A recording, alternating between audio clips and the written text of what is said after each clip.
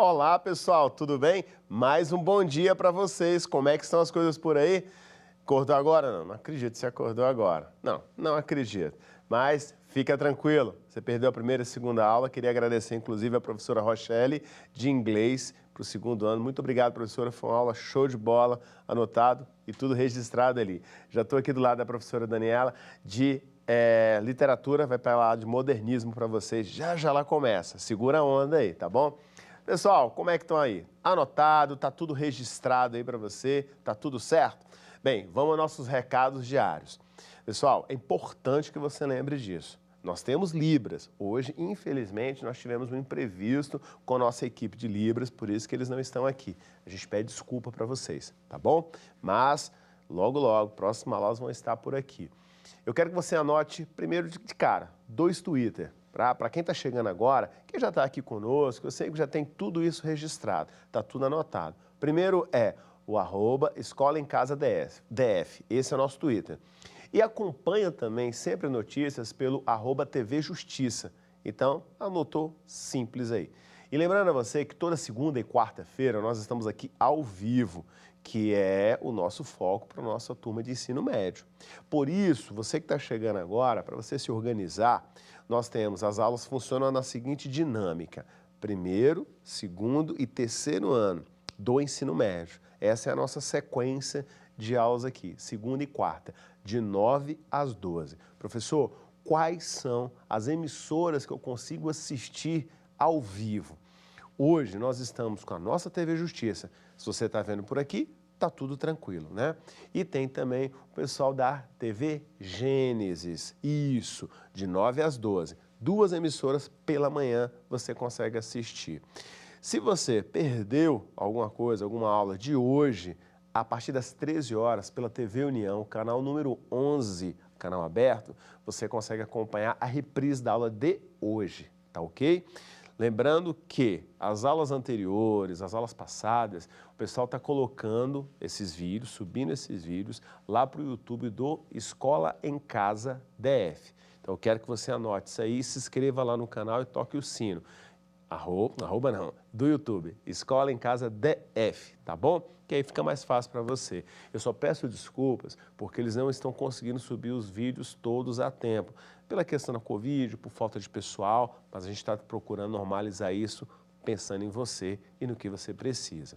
Outras informações a gente vai estar dando depois. Registrou tudo? Tudo anotadinho aí? Tá pronto? Tá preparado para a nossa aula agora? Professora Dani já está... Dani, já estou na intimidade com a professora.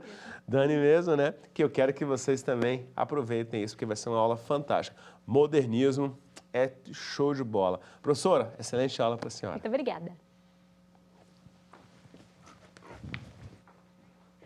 Bom dia a todos e a todas. É com muito prazer que eu venho representar o Centro de Ensino Médio 111 do Recanto das Emas para dar uma aula muito legal para vocês sobre modernismo de 22. Então vamos lá, gente. Peguem os cadernos, anotem, porque nós vamos discutir muitas questões importantes para a sua prova hoje, tá? Para a sua prova do Enem, para a sua prova do PAS. Então anotem tudo que eu vou falar. Pode passar?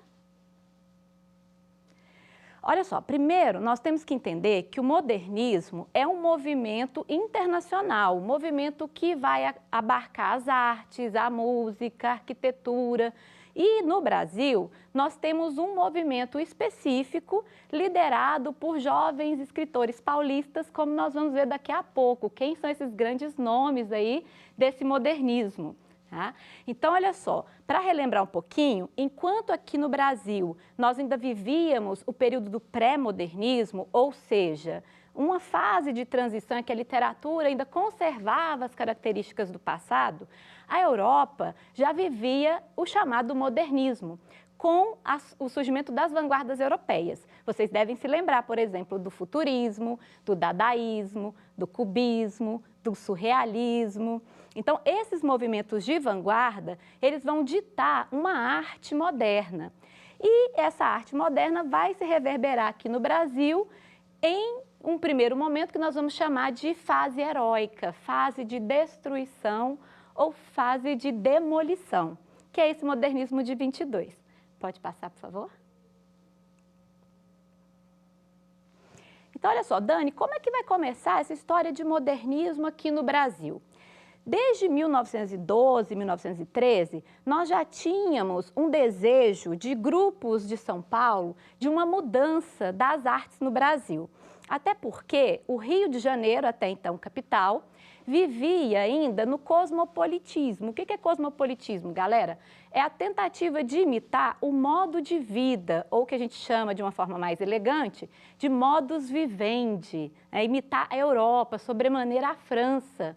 E São Paulo já vivia ali o início da industrialização. Um pouquinho antes nós temos aquela questão do café, dos barões do café, que vão formar ali uma elite paulistana muito interessada em mudar as artes no Brasil. Então tomem nota disso e percebam que esse movimento modernista no Brasil foi um movimento liderado pela elite do café, tá? Pela elite do café, pelos barões do café que vão patrocinar, inclusive, a chamada Semana de Arte Moderna, como nós vamos ver daqui a pouco. Então, não sejam tão ingênuos de achar que esse modernismo foi liderado por pessoas do povo, né? Não era essa a intenção, eles queriam a arte para mostrar a industrialização, a urbanização de São Paulo. Então, a partir disso, um grupo de jovens, liderados por Oswald de Andrade. Galerinha, ele gostava de ser chamado de Oswald ou de Osvaldo. Ele dizia assim, olha, já que nós estamos propondo uma arte, uma literatura mais brasileira, podem me chamar de Osvaldo ou de Oswald, porque é uma forma mais brasileira de se falar. Então, em respeito à memória, vamos chamá-lo como ele gostava, Oswald. O Oswald de Andrade era um dos homens mais ricos de São Paulo, filho de uma família que tinha quase todos os lotes de São Paulo. Ele foi um dos primeiros, por exemplo, a ter um Cadillac no Brasil. E a gente sabe como essa ideia de velocidade, de futuro, vai ditar as marcas desse modernismo. Tá? Então, o Oswald, ele vai para Paris, tem contato já com as ideias dessas vanguardas europeias, e em 1912 ele já começa a fazer os seus primeiros escritos modernistas numa garçonnière. Gente, o que era essa garçonnière? Ela só foi descoberta em 2015 por um historiador em São Paulo. É uma espécie de um flat que está lá na rua Líbero Badaró, e ele se reunia nessa garçonnière com alguns jovens também muito interessados em mudar as artes no Brasil, e aí a literatura sobremaneira. Então, ele se reunia com o Guilherme de Almeida, com o Menotti Delpicchia, no sentido de começar a movimentar a nossa literatura rumo a uma mudança. Então, vocês vão perceber que a tal da Semana de Arte Moderna, que só vai acontecer em 1922, é um momento cronológico para marcar esse modernismo, porque ele já começa a acontecer desde esse primeiro momento aqui. Em 1913, o que nós vamos ter?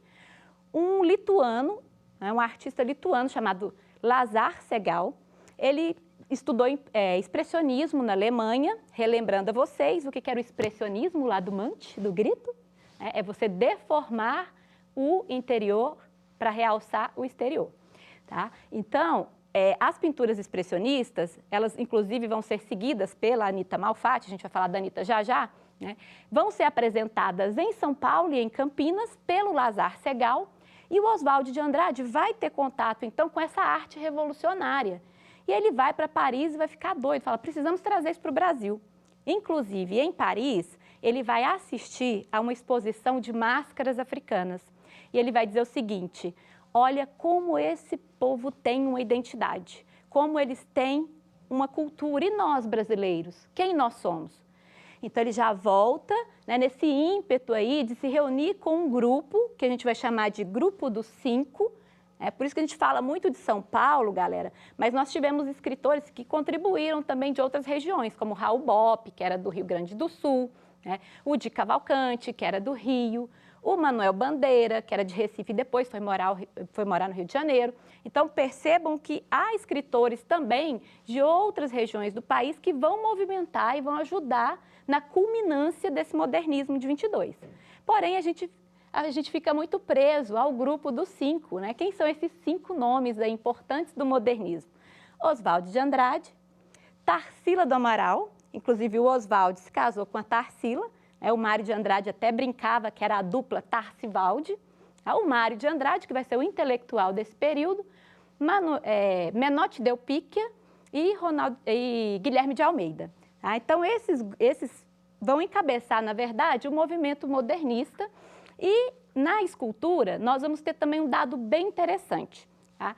O Mário de Andrade, quando ele visita o ateliê do Vitor Brecheret era um italiano que residiu em São Paulo, monta o seu ateliê, ele que foi o responsável pelo monumento às bandeiras, tá? Ele vai dar de presente para o Mário de Andrade uma escultura, que depois vocês vão procurar aí no Google, chamada Cabeça de Cristo, que é um Cristo de trancinhas, de Rastafari. E o Mário de Andrade fica impressionado com essa escultura e vai dizer, olha, o Vitor Brecheret inaugurou as esculturas no modernismo brasileiro.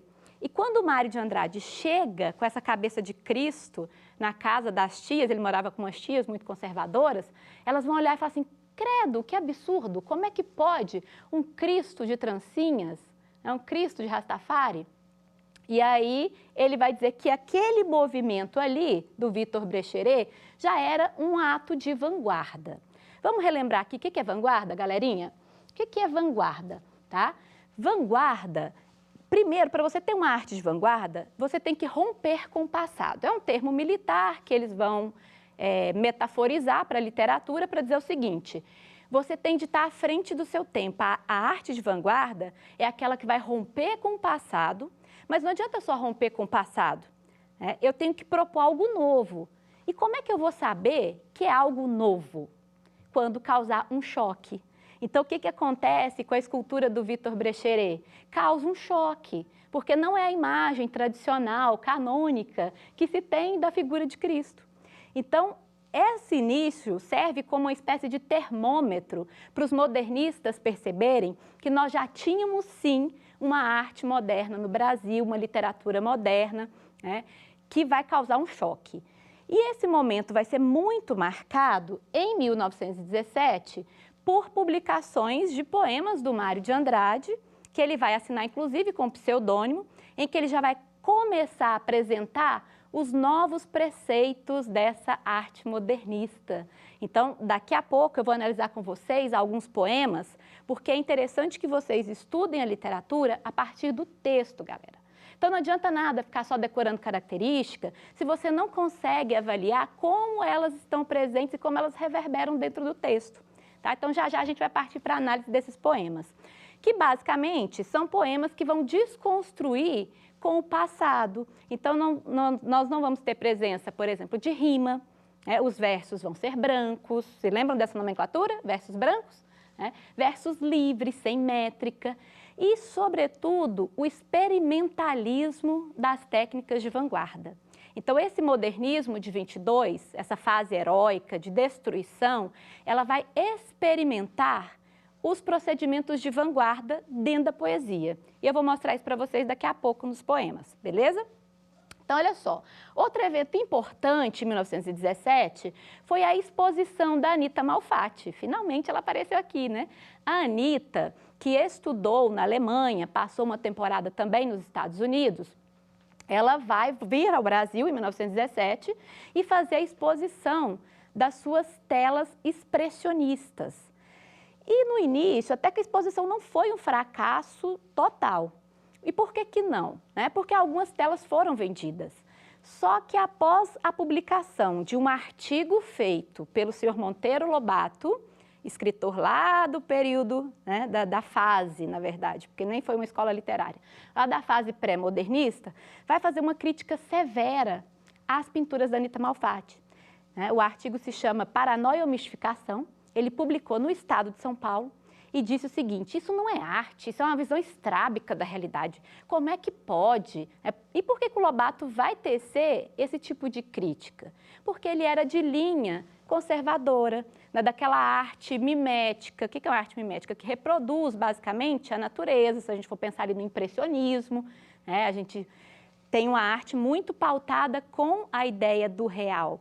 E a Anita vai desconstruir tudo isso na exposição dela. E após essa crítica do Lobato, o que aconteceu? As pessoas começaram a devolver as telas. Portanto, o ambiente já estava propício para o momento marco desse modernismo. Pode passar, por favor? E que momento vai ser esse? A famosa Semana de Arte Moderna. Hoje nós tomamos esse evento dessa Semana de Arte Moderna como um grande evento, mas à época, galera, foi, na verdade, um teste para saber se realmente estava acontecendo uma vanguarda no Brasil, porque teria de ser um fracasso, porque senão não seria uma vanguarda, não iria chocar ninguém. Então, essa Semana de Arte Moderna, ela foi articulada com os Barões do Café, inclusive o Paulo Prado, filho da família Prado, dos grandes intérpretes aí do Brasil. O Paulo Prado era um jurista, ele vai financiar essa Semana de Arte Moderna, que vai acontecer, na verdade, em 3 dias. A gente fala semana, mas foram 3 dias de evento, onde? No Teatro Municipal de São Paulo. E eles esperaram propositalmente o ano de 1922, porque eu não falei para vocês que desde 1912, 13, nós já tínhamos ali indícios de modernismo, já tínhamos algumas produções. Por que eles esperaram, então, até 1922? Questão de prova, tá? Já caiu no PAS da UNB, pode cair no Enem, justamente porque é um ano metafórico, é uma metáfora da independência literária. Ou seja, 100 anos da independência política. Está na hora de se fazer uma independência literária. Tanto é que em 2022 nós vamos ter o centenário dessa Semana de Arte Moderna com um mega evento em São Paulo. Então, olha só, aqui nós temos o catálogo feito pelo Di Cavalcante, tá, da Semana de Arte Moderna. Pode passar. Trouxe para vocês aqui as exposições da programação. Basicamente, nesses 3 dias, nós vamos ter a união da literatura com a música, mas outras artes estiveram presentes, como a arquitetura, a escultura. O que vai acontecer, galera? Olha que ironia. Olha só, o evento não foi no Teatro Municipal de São Paulo? E adivinha qual é a única arte que não se fez presente? O teatro. Então, nós não tivemos apresentação teatral na Semana de Arte Moderna. Tá? E por que nós não tivemos? Porque a primeira peça modernista, ela foi escrita em 1933 e publicada só em 1937 pelo Oswald de Andrade, que foi o Rei da Vela. E adivinha só quanto tempo depois essa peça foi reproduzida? Só em 1967 que ela foi encenada pelo Teatro Oficina do Zé Celso Martinez Correia. Então, até o período de 22, nós não tínhamos uma produção teatral para fazer parte da programação da Semana de Arte Moderna. Tá? A Tarsila do Amaral também não veio a semana, mas ela manda algumas telas para serem expostas e nós vamos ter aí uma abertura dessa semana. Essa abertura, ela foi feita pelo Graça Aranha. O Graça Aranha foi o único do pré-modernismo a participar do modernismo.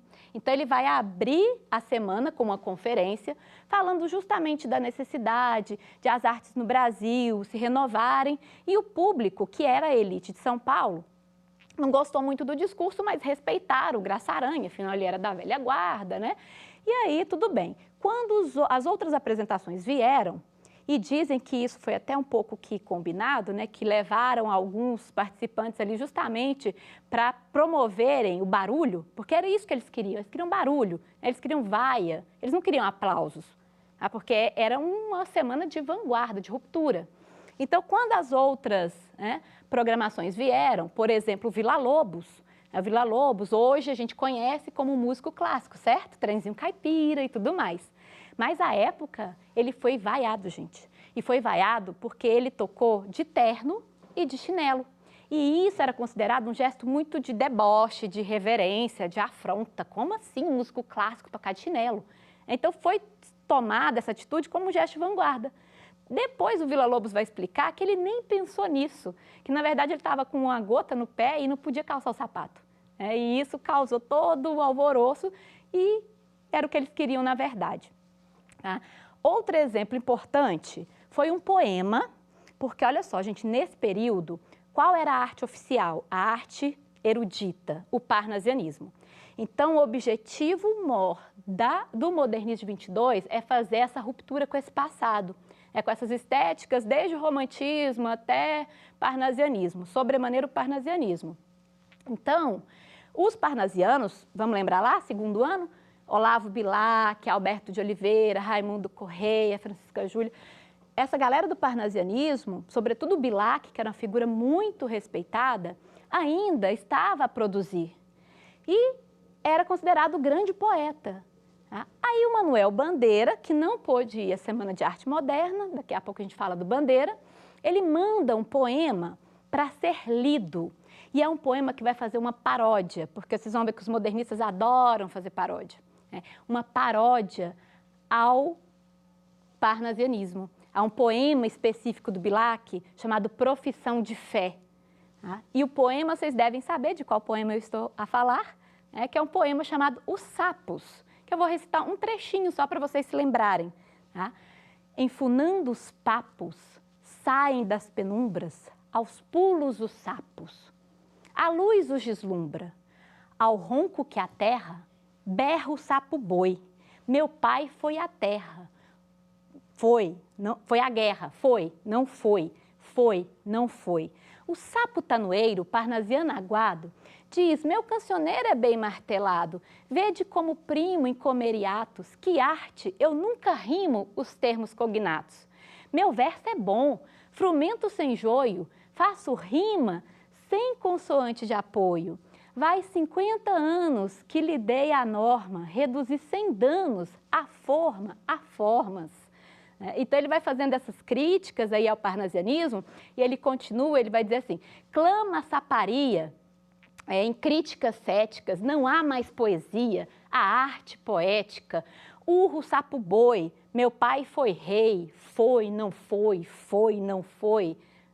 Então, gente, observem como ele vai fazer uma atitude de paródia, de deboche, que a gente vai chamar depois de iconoclastia, vou dizer depois para vocês o que significa direitinho, tá? Justamente a esse procedimento do parnasianismo, que era uma estética voltada para a forma. Se lembram lá da arte pela arte, da metrificação perfeita, ignoravam totalmente a realidade social, e nós sabíamos, né, que o Brasil vivia um período muito problemático no final do século XIX, com a formação dos cortiços, início do século XX, a problemática ali, né, dos dois Brasis, o Sudeste, olha só, São Paulo, aqui tudo se industrializando e o restante do país esquecido. Né? Então, nesse sentido, o Manuel Bandeira, com esse poema, ele vai atacar claramente os parnasianos, né? E o público não vai gostar de jeito nenhum. Tá? Ele termina, né, o poema dizendo assim, que soluças tu, transido de frio, sapo cururu na beira do rio. Olha esse sapo cururu aí, que vai ser o grande mote do modernismo, né, que vai ser a retomada do folclore. Já já nós vamos falar quais são essas propostas do modernismo para mudar e tentar fazer uma literatura mais brasileira. Pode passar? Então, aqui nós temos os 3 grandes nomes desse modernismo que provavelmente aparecerão na prova de vocês, tá? O Oswald de Andrade, o Mário de Andrade e o querido Manuel Bandeira. Pode passar? Dani, o que vai acontecer depois dessa Semana de Arte Moderna? Entendam que a Semana de Arte Moderna, ela foi um momento ideológico, ou seja, precisamos mudar as artes no Brasil. Só que depois desse momento, eles tinham de fazer uma proposta estética, ou seja, o que essa arte vai propor, o que essa literatura vai propor. E nesse momento, galerinha, vai surgir justamente as revistas de antropofagia. Né? E em 1922, justamente no ano da Semana de Arte Moderna, nós vamos ter aqui, eu trouxe o facsímile, né, um box que eles reproduziram, das revistas de antropofagia, e a mais famosa era a Klaxon. O que era Klaxon? Klaxon é aquela buzina de fole do automóvel, para dar a ideia justamente da necessidade de uma arte que reproduzisse esse futurismo, esse futuro. O que nós temos que tomar cuidado em relação ao futurismo no Brasil? O Oswald de Andrade, ele publica um artigo dizendo que o Mário de Andrade era o nosso poeta futurista. E o Mário não gostou. Ele disse, eu devia ter reclamado dessa colocação do Oswald, porque eu não sou um poeta futurista. no sentido de que, se a gente for lembrar lá da vanguarda futurista, era uma vanguarda que pregava ali o higienismo, o protofascismo, né? Então, era uma vanguarda muito retrógrada, misógina. Por isso que o Mário de Andrade nega o futurismo nesse sentido. Mas ele é o futurista no sentido da velocidade, de trazer uma literatura inovadora. É uma literatura capaz de representar essa cidade arlequinal, que ele vai chamar, que é São Paulo, que é essa pauliceia desvairada. Gente, só para vocês terem ideia, em 1922, São Paulo já estava aí batendo o seu 1 milhão de habitantes. Então, eles vão olhar para o arranha-céu, para os automóveis, e eles vão exaltar essa modernidade. É por isso que a Claxon, que foi uma revista bem de ruptura para a época. Observem a estética dessa revista. Tá? Nós temos aqui um A, totalmente diferente, brincando com o Claxon, com o Moderno, com o São Paulo. E houve um evento interessante, curioso, acerca dessa revista, porque quem fazia a arte gráfica era o Guilherme de Almeida. E o Guilherme de Almeida, ele estava aqui nessa tríade que eu mostrei para vocês? Não estava, porque ele, na verdade, foi considerado depois um poeta até retrógrado, que não incorporou muito bem as estéticas modernistas. Mas ele teve uma função muito importante na diagramação e na divulgação dessas revistas. Ele, por exemplo, com a Claxon, ele vai sair pelo país anunciando o modernismo. Então, é nesse momento que outras regiões vão ter contato com essa estética. Em Minas, nós vamos ter outra revista, que é a Verde, na cidade de Cataguases, no Rio, com a revista Festa. Então, essas revistas, elas tinham a função de justamente mostrar trechos de obras modernistas. Havia uma seção exclusiva só para falar de cinema no Brasil, que era escrita pelo Alberto Cavalcante, que era um crítico de cinema. Então, percebam aqui, olha só, repertório sociocultural para vocês. Caiu na redação do Enem Importância do Cinema, daria para usar a questão da Claxon, porque havia uma coluna fixa só para dizer da importância dessa arte. E vocês vão ver como o modernismo, ele incorpora a linguagem cinematográfica para dentro do poema. Já já vou mostrar para vocês, tá bom? E aí, um anúncio curioso, eu tampei aqui para não fazer propaganda, tá? Da marca de chocolate, para não dizer que eu estou aqui fazendo marketing ou contra-marketing, enfim. Depois vocês vão procurar na internet e vão descobrir. O Guilherme de Almeida, ele cria uma campanha que vai causar uma contradição no meio do marketing. Por quê? Porque esse chocolate vai patrocinar essa revista e eles pediram para que fosse feita uma propaganda do chocolate. E as propagandas, até então, elas eram feitas em forma de texto, aqueles textos longos, descritivos, quase que injuntivos, dando dicas do que era o chocolate e tudo mais. E aqui, vocês vão perceber que nós temos uma ruptura, porque as palavras são jogadas na página. Olha, coma, coma, coma, coma, coma, coma, e o nome do chocolate aqui no meio, que vocês vão procurar depois. Isso daqui já é uma antecipação para a poesia quase que concreta, que vai chegar depois, que é você jogar com as palavras na página, essas palavras soltas. Tranquilo? Depois nós tivemos mais 2 momentos importantes, que são os manifestos do Oswald de Andrade. Então, em 24, ele vai para Paris, e aí ele vai ficar lá com a Tarsila, vai se casar com a Tarsila, vai escrever 2 manifestos que são importantíssimos para essa literatura modernista, porque aqui estão os aforismos. O que é isso, Dani? Aforismos são sentenças universais, são frases, são máximas em que nós já vamos ter as propostas desse momento estético. E que propostas são essas? Eu vou falar de algumas que são muito básicas para que vocês entendam sempre o modernismo. Tá? A primeira delas, olha só, o que era o pau-brasil? O pau-brasil faz remissão, remete ao nosso primeiro produto de exportação. Então, qual é a proposta do Oswald de Andrade? Vamos fazer uma poesia tão boa que seja de exportação. Mas olha só, ele tinha consciência, e essa vai ser a grande diferença do modernismo para o romantismo, de que não bastava apenas romper com o passado, e negar a literatura europeia, como os românticos tentaram fazer. Vamos varrer a sujeirinha do quentismo para debaixo do tapete, não vamos falar do processo colonial, de deculturação, vamos mostrar uma relação amistosa do português com o indígena, não é isso lá no romantismo? Aqui a proposta vai ser outra. Tá? Vamos olhar com olhos livres, né? Vamos tentar mostrar que é impossível negar a literatura estrangeira, porque sempre vai haver na nossa literatura, né, uma dialética. Tá? O que é a tal da dialética? Né? É uma oposição que vai terminar numa síntese. Então, você tem, de um lado, o cosmopolitismo, olha a chegada das vanguardas. Veio de onde, gente? Não foi da Europa? Mas, ao mesmo tempo, eu tenho de ter uma incorporação dos elementos locais. Eu tenho que jogar com essa dialética do cosmopolitismo com o localismo. E como é que o modernismo vai conseguir fazer isso?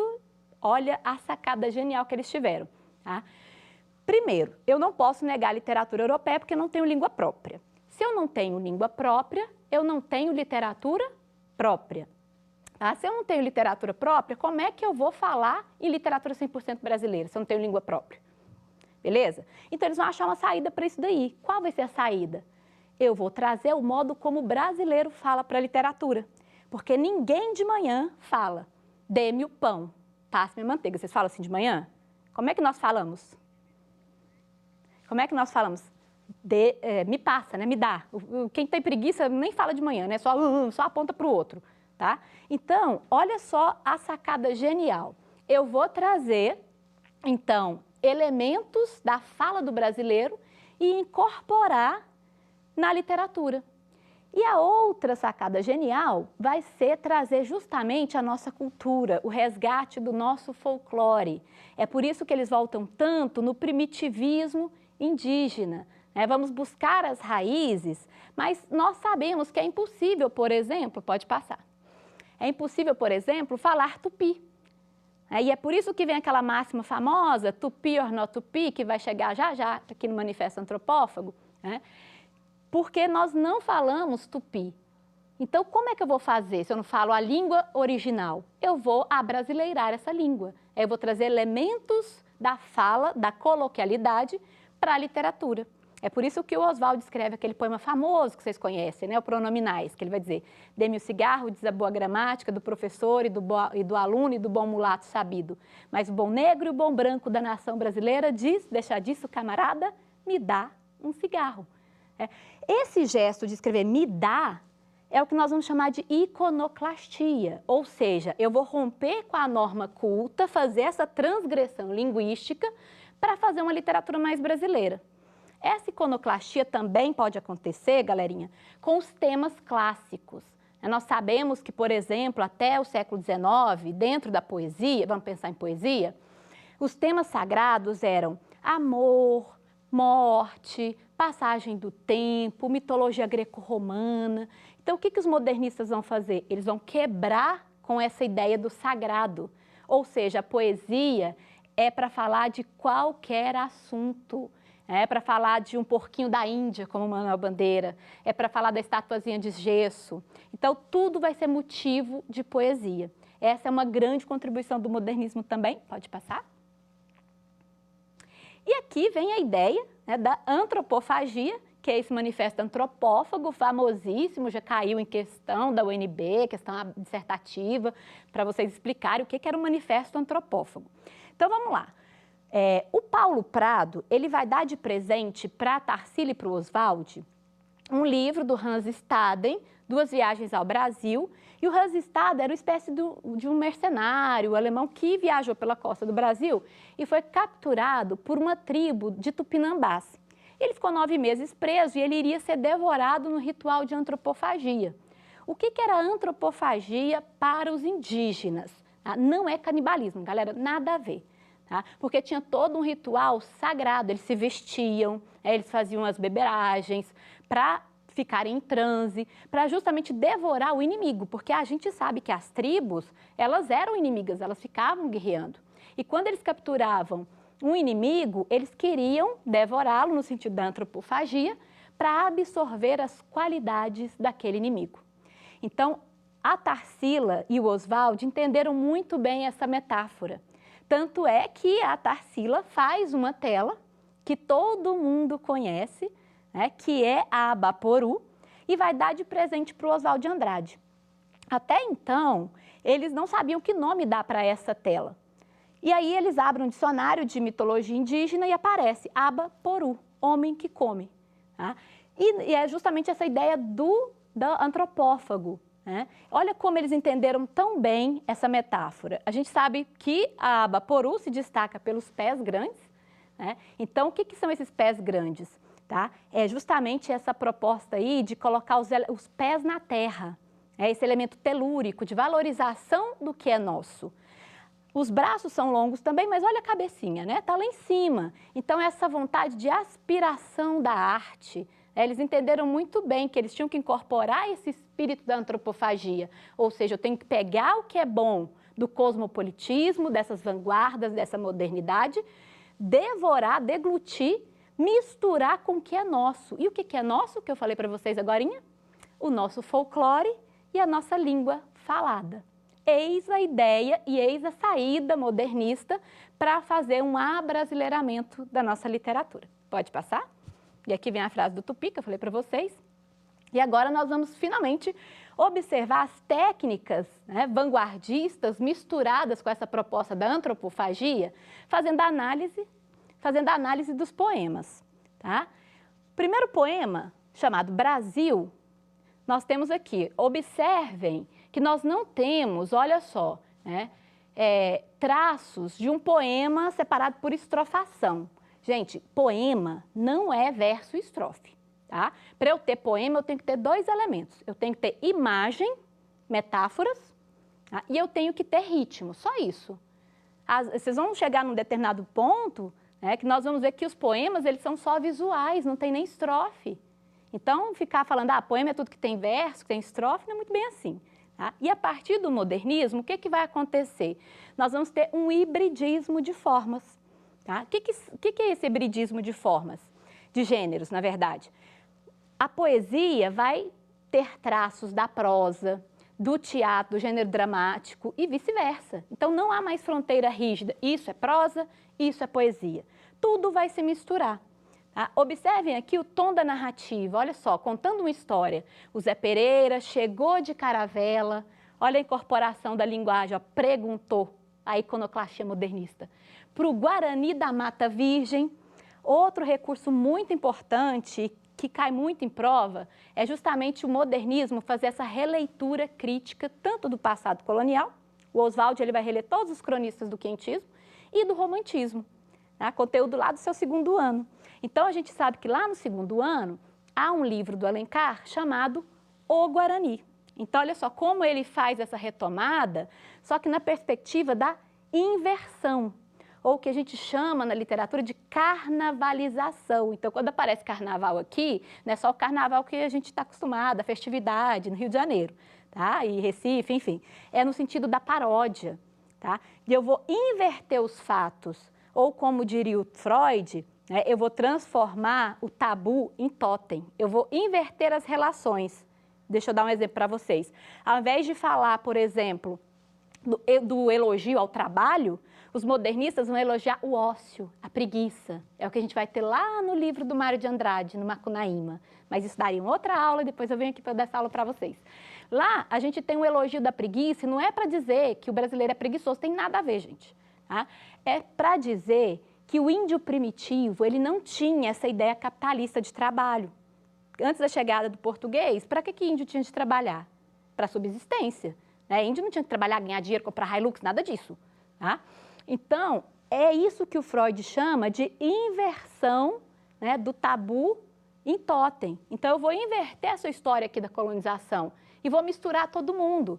Né? Porque outro grande problema lá do romantismo era dizer o que era ser brasileiro, porque essa era uma das missões românticas, né? Traçar a nossa identidade.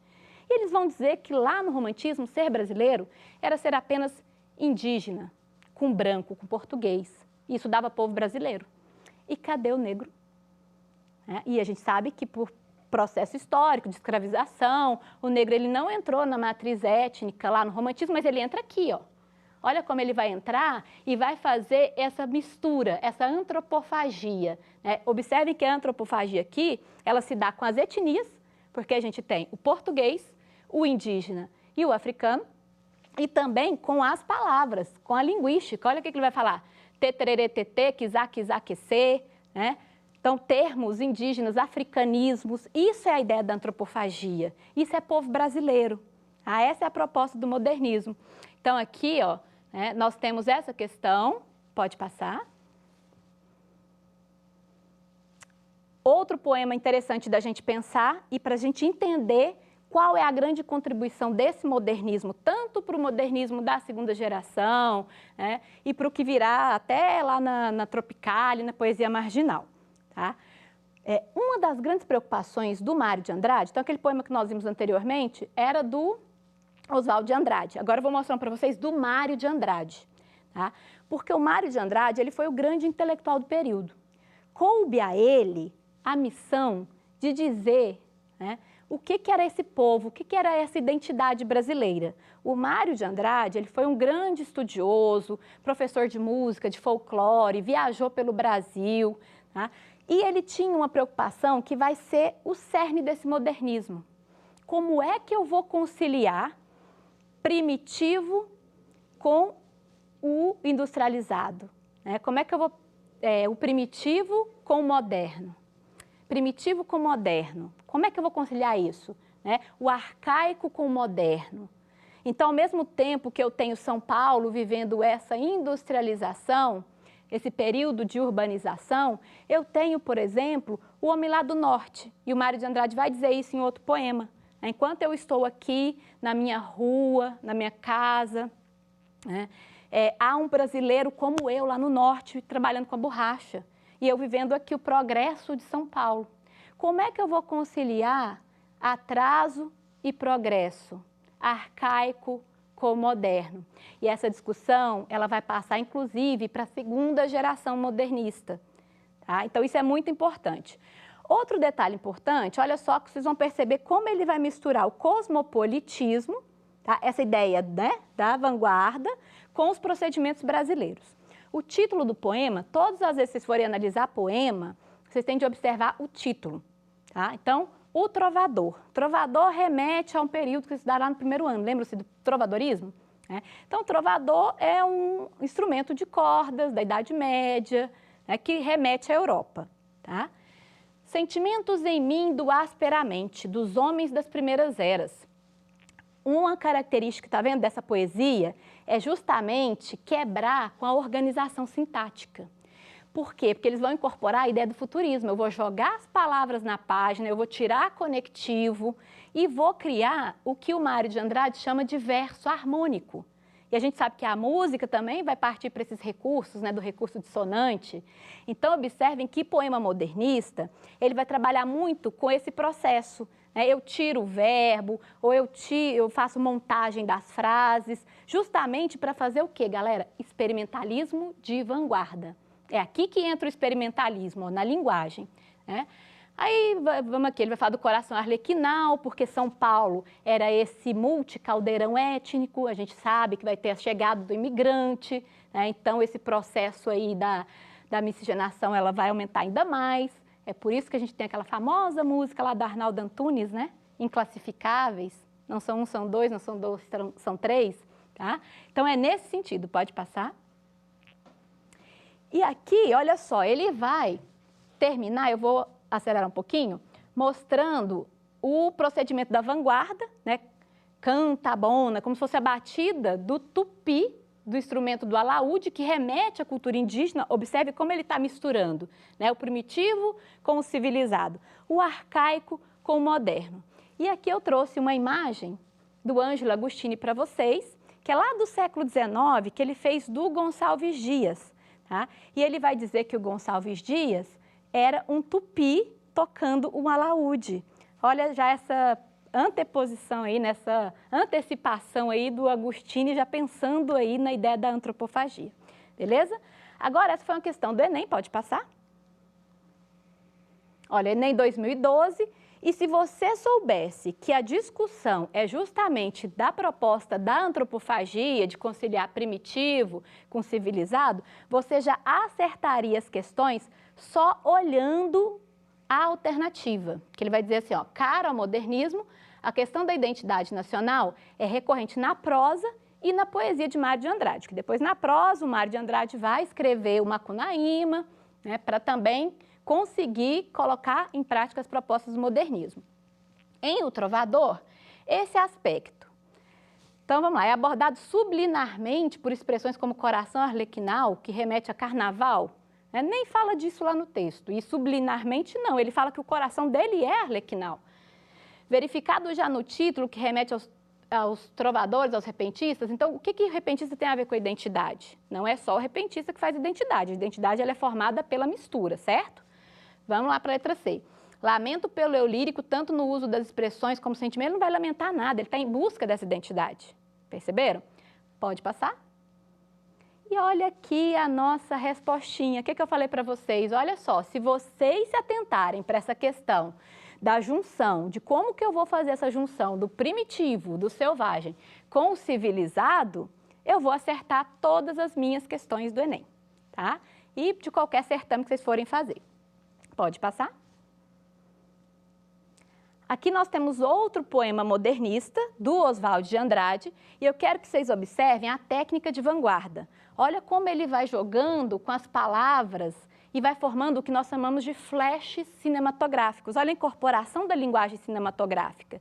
Então, ele não vai dizer, ele não vai te contar uma historinha aqui e dizer o que aconteceu no poema. Tá? Isso era coisa do parnasianismo, de descrever demais. Né? E o Mallarmé, que era um grande poeta francês, ele dizia o seguinte, que quando você descreve demais um poema, você suprime 3/4 da beleza do poema. Porque se eu já te contar o que aconteceu aqui, qual vai ser a sua interpretação? Basicamente nenhuma. Então, olha a proposta do experimentalismo aqui, olha, cena, né? Lembra uma cena, um corte cinematográfico. Então, a gente tem, ó, o canivete voou e o negro comprado na cadeia estatelou de costas e bateu coa, olha a oralidade, cabeça na pedra. Então, observem que é uma crítica aqui severa ao processo de escravização, mas ele não vai te contar isso de forma tradicional, num verso tradicional. Ele vai fazer sempre o corte, tá? Pode passar? Pode passar? A gente vai fazer mais outra. Só para terminar, eu quero falar um pouquinho do Manuel Bandeira, tá? O Manuel Bandeira, quando vocês forem estudá-lo, até porque há um poema do Paz chamado Consoada, em que será analisado e cobrado pelo Paz, né? Para entender o Manuel Bandeira, ele é quem vai abrir a poesia modernista para o mundo. Tá? Então, Manuel Bandeira, ele foi chamado pelo Oswald de Andrade, inclusive, de o São João Batista do modernismo, né? Porque foi ele quem fez o anúncio dessa proposta, dessa poesia modernista. E que proposta é essa, gente? Para vocês entenderem o Bandeira. O Bandeira é justamente o poeta que eu falei para vocês, que vai recuperar e vai dizer que tudo é digno de ser poetizado. Que a poesia ela está tanto nos amores quanto nos chinelos, tanto nas coisas elevadas quanto nas coisas rasteiras. Então, é o Bandeira que vai trazer justamente essa proposta da poética do cotidiano. Tá? E aí, nas próximas aulas, a gente vai discutir ainda muita coisa a respeito do Bandeira, mas eu quero que vocês já pensem no Manuel Bandeira, né, como um grande nome dentro, não só do modernismo de 22, até porque o Bandeira, ele pensou que fosse morrer muito cedo, né, por causa da tuberculose, mas ele morre com 80 e tantos anos. Portanto, ele vai passar, inclusive, porque eu falei para vocês aqui, para procedimentos de uma poesia mais visual. Então, gente, para encerrar, eu queria dizer para vocês que, ao estudarem literatura, não fiquem presos apenas a uma cronologia, né? Sempre tenham a sensibilidade do texto, partam do texto, não pensem que, por exemplo, o escritor nasceu naquele período e morreu naquele período, tá? Porque isso não acontece. A gente sabe que aqui no modernismo, o Drummond também já estava escrevendo lá em Minas, né? E depois ele vai buscar outros métodos modernistas para a literatura dele, tá bom? Então, eu vou fechando por aqui a nossa aula, vou chamar o Otoniel e espero que vocês tenham aproveitado e continuem a estudar literatura. Muito obrigada. Que aula boa, professora. Gostei demais, Dani. Aula suave, tranquila, modernismo. Tema muito bom, né, pessoal? Muito prazeroso pra gente. Galera, é isso aí. Foi mais uma segunda-feira nossa fechada aqui com vocês. Adorei estar com vocês na segunda. Um abraço para todos os nossos alunos do Escola em Casa DF. Gratidão para vocês. Lembrando que toda segunda e quarta, ao vivo, aqui pela TV Justiça. Acompanhe o nosso Twitter, isso, @Escola em Casa DF, lá no Twitter, mande suas opiniões, sugestões, perguntas, ou só acompanhe mesmo. E também acompanhe o nosso da TV Justiça, @TV Justiça. Segunda e quarta, você sabe que é ao vivo, de 9 às 12, aqui pela TV Justiça ou pelo canal Gênesis. Porém, a programação é segunda, terça, quarta e sexta, aqui pela manhã e TV Gênesis. Se você perder alguma aula de hoje, à tarde, a partir das 13 horas, pela TV União, canal número 11. Acompanhe a gente lá também. Você pode acompanhar o YouTube nosso, que é o @Escola em Casa DF. Várias informações lá disponíveis para vocês também, ok? Anotou, registrou tudo? Que coisa boa.